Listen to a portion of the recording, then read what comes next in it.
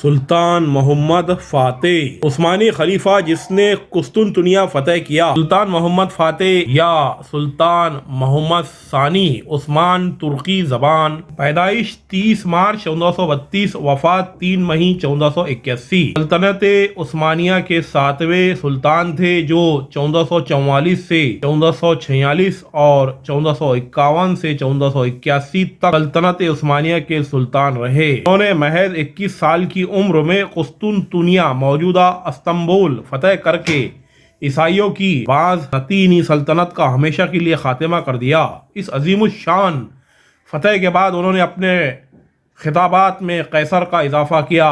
انہیں سلطان محمد فاتح یا سلطان فاتح کے القابات سے بھی یاد کیا جاتا ہے۔ سلطان محمد ثانی نے مسیحیوں کے اس عظیم مرکز اور بازنطینی سلطنت کے اس مستحکم قلعے کو فتح کر کے حضرت محمد صلی اللہ علیہ وسلم کی خواہش کو پورا کر دکھایا۔ حضور صلی اللہ علیہ وسلم نے اپنی زندگی میں فتح قسطنطنیہ کی خواہش کا اظہار کرتے ہوئے اس کے فاتحین کو جنت کی بشارت دی تھی۔ قسطنطنیہ فتح کر کے سلطان محمد ثانی نے اسلام کی نامور ہستیوں میں ایک ممتاز شخصیت کی حیثیت اختیار کر لی۔ قسطنطنیہ فتح ہوا اور زمانے نے دیکھا کہ بازنطینی سلطنت کے ہزار سالہ غرور اور تکبر کے بت اوندے پڑے ہوئے ہیں، اور قسطنطنیہ کی فصیل کے نیچے حضرت ابو ایوب انصاری رضی اللہ تعالیٰ عنہ کے مقبرے پر بلالی پرچم کا سایہ ہے۔ قسطنطنیہ کی تسخیر عالم اسلام کے لیے مسلمانوں کی جرات و شجاعت کی یادگار ہے۔ محمد فاتح نے عین سلاطہ اور کیفے کے علاقے عثمان سلطنت میں شامل کیے، جبکہ محاصرہ بلغراد میں بھی حصہ لیا جہاں وہ شدید زخمی ہوئے۔ 1458 میں انہوں نے موریہ کا بیشتر حصہ اور 1 سال بعد سربیا فتح کر لیا۔ 1461 میں اماسرا اور اسفندیار عثمانی سلطنت میں شامل ہوئے۔ انہوں نے یونانی سلطنت تربزون کا خاتمہ کیا اور 1462 میں رومانیہ، یانچی اور مدیلی بھی سلطنت میں شامل کر لیے۔ سلطان فاتح کی ابتدائی زندگی۔ محمد ثانی 30 مارچ 1432 کو ادرنا میں پیدا ہوئے جو اس وقت سلطنت عثمانیہ کا دارالحکومت تھا۔ ان کے والد سلطان مراد ثانی اور والدہ ہما خاتون تھی۔ 11 سال کی عمر میں محمد ثانی کو اماسیا بھیج دیا گیا جہاں انہوں نے حکومت سنبھالنے کی تربیت حاصل کی۔ اگست 1444 میں مراد ثانی اناطولیہ میں امارت کرمان کے ساتھ امن معاہدے کے بعد 12 سال محمد ثانی کی حق میں سلطنت سے دستبردار ہو گئے۔ اپنے پہلے دور بادشاہت کے دوران میں جنگ ورنا کے خدشات کے پیش نظر سلطان محمد نے اپنے والد مراد ثانی سے تخت سنبھالنے کا مطالبہ کیا، لیکن انہوں نے زاہدانہ زندگی کو ترجیح دیتے ہوئے اس سے انکار کر دیا، جس پر محمد ثانی نے انہیں ایک خط لکھا۔ درج تھا کہ اگر آپ سلطان ہیں تو آئیے اور فوج کی کمان سنبھالیے، لیکن اگر میں سلطان ہوں تو میں آپ کو حکم دیتا ہوں کہ میری فوج کی قیادت سنبھالے۔ اس خط کے بعد سلطان مراد نے 1444 میں جنگ ورنا میں عثمانی افواج کی قیادت کی اور 10 نومبر 1444 کو ورنا کی جنگ جیت لی۔ 1446 میں جب مراد دوم تخت پر واپس آئے، محمد ثانی نے سلطان کا خطاب برقرار رکھا لیکن صرف منیسا کے گورنر کے طور پر کام کیا۔ 1451 میں مراد دوم کی موت کے بعد محمد ثانی دوسری بار سلطان بنے۔ کرمان کے ابراہیم دوم نے متنازع علاقے پر حملہ کیا اور عثمانی حکمرانی کے خلاف مختلف بغاوتوں کو اکسایا۔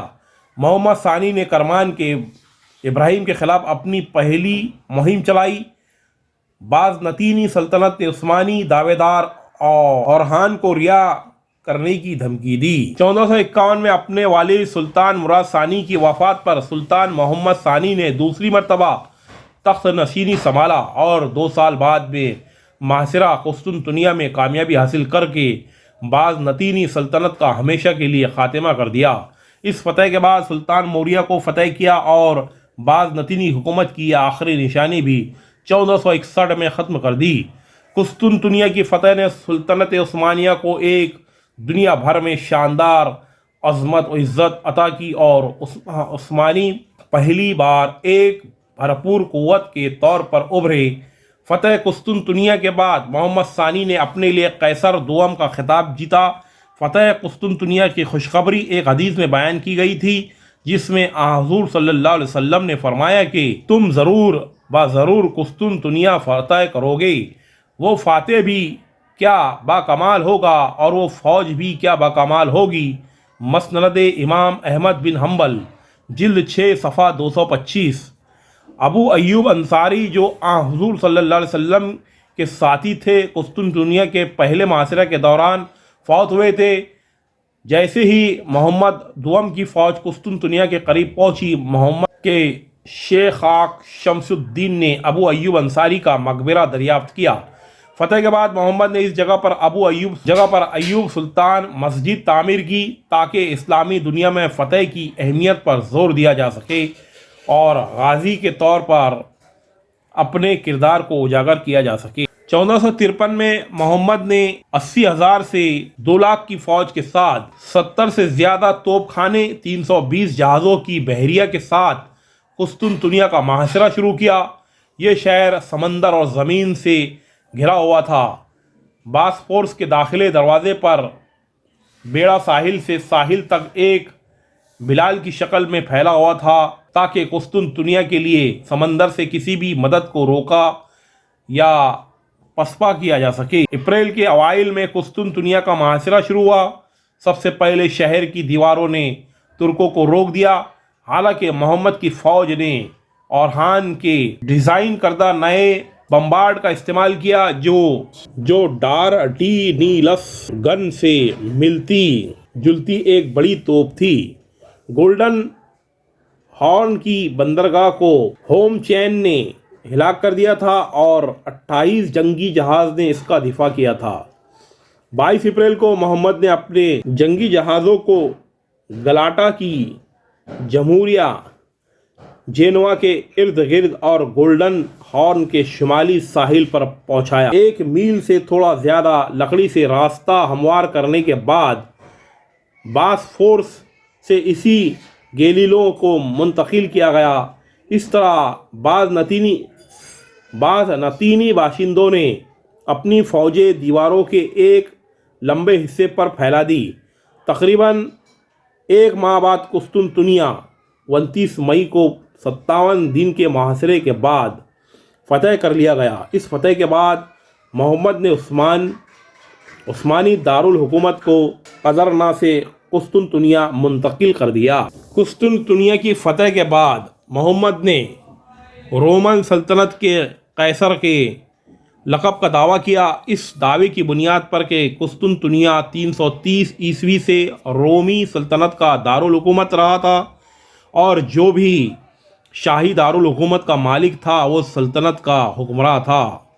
عصری عالم جارج آف ٹریبزون نے اس کے دعوے کی حمایت کی۔ اس کے دعوے کو کیتھولک چرچ اور مغربی یورپ کے بیشتر اگر سب نہیں تو تسلیم نہیں کیا گیا تھا، لیکن مشرقی آرتھوڈوکس چرچ نے اسے تسلیم کیا تھا۔ محمد نے مغرب کے ایک سخت مخالف جینڈینس اسکالرز کو تمام رسمی عناصر نسل پرست یا ملیٹی باش کی حیثیت سے جائیداد کے حقوق کے ساتھ قسطنطنیہ کے ایکومینیکل سرپرست کے طور پر نصب کیا تھا، جس نے اسے خود 1454 میں سلطان کے بعد سلطنت کا دوسرا سب سے بڑا زمیندار بنا دیا تھا، اور اس کے نتیجے میں جینیڈیوس دوم نے محمد کو تخت کے جانشین کے طور پر تسلیم کیا۔ شہنشاہ قسطنطین یازدہم پالاایولوگوس کا کوئی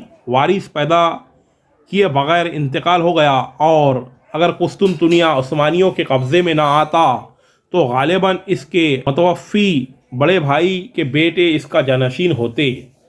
قسطنطنیہ کے زوال کے بعد ان بچوں کو محمد کی محل خدمت میں لے جایا گیا۔ سب سے بڑا لڑکا، جس کا نام بدل کر عباس مراد رکھا گیا، محمد کا ذاتی پسندیدہ بن گیا اور بلقان کے بیلریبی کے طور پر خدمات انجام دی۔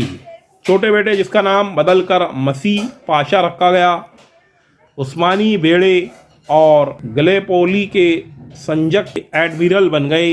उन्होंने बिलाखिर मोहम्मद के बेटे बायजीद सानी के मातहत दोबारा वज़ीर आज़म की हैसियत से खिदमत अंजाम दी। कुस्तुनतुनिया के ज़वाल के बाद मोहम्मद ने 1458 और 1460 में दो महमात में मोरिया में और 1461 में शुमाली मशरक़ी अनातोलिया में ट्रिबिज़ोंड की सल्तनत को भी फतह किया। इस तरह बाज़नतीनी हुक्मरानी के आखिरी दो आसार सल्तनत उस्मानिया ने जज्ब कर लिए। कुस्तुनतुनिया की फ़तह ने मुल्क को बेपनाह शान व शौकत और वक़ार अता किया। इस बात के कुछ तारीख़ी शवाहिद मौजूद हैं कि कुस्तुनतुनिया की फ़तह के 10 साल बाद मोहम्मद दुआम ने ट्राय के मुकाम का दौरा किया और फ़ख्र किया कि उसने यूनानियों को फ़तह करके ट्रोजनों का बदला लिया था। कुस्तुनतुनिया की फ़तह ने मोहम्मद सानी को अपनी तवज्जो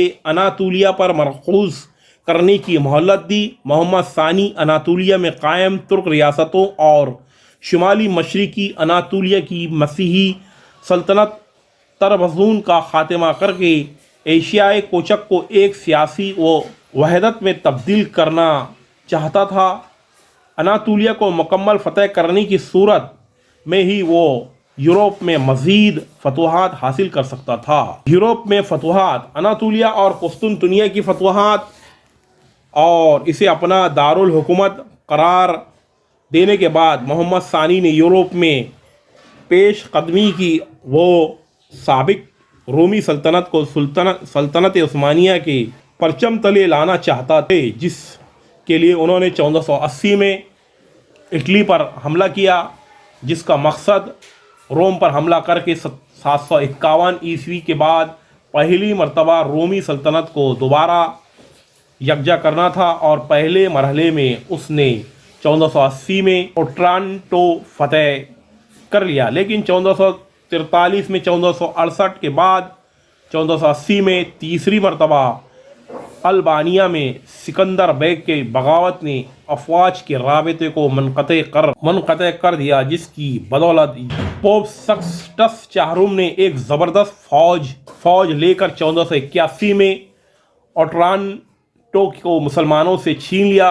दूसरी जानिब मोहम्मद सानी ने बल्कान की तमाम छोटी रियासतों को फतह कर लिया और मशरक़ी यूरोप में बलगराद तक पहुँच गया, जहाँ 1456 में बलगराद का मुहासरा कर लिया। लेकिन जॉन बोनियाडे के खिलाफ कामयाब ना हो सका। 1462 में इसका अफलाक के शहजादे वेल्डोसोम ड्रेकोला से भी तसादुम हुआ। 1475 में उस्मानियों को जंग वेस्लोई में मालवा के स्टीफन आज़म के हाथों शिकस्त हुई।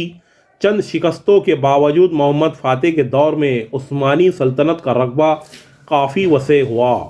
नाज़रीन, मैंने आपके सामने सुल्तान मोहम्मद फ़ातिह की कुस्तुनतुनिया की फ़तह का जिक्र किया। ये हिस्सा अव्वल है। हिस्सा दुआम आप हमारी नई वीडियो में मुलाहिज़ा फरमाएं। इस तरह की नई मालूमात के लिए आप हमारा चैनल ज़ुबैर नज़ीर सर को सब्सक्राइब करें, लाइक करें, शेयर करें, ताकि आपको इस तरह की नई मालूमात मिल सके। मैं ज़ुबैर नज़ीर सर मिलता हूँ आपको नए वीडियो में नई मालूमात के साथ। अल्लाह हाफिज़।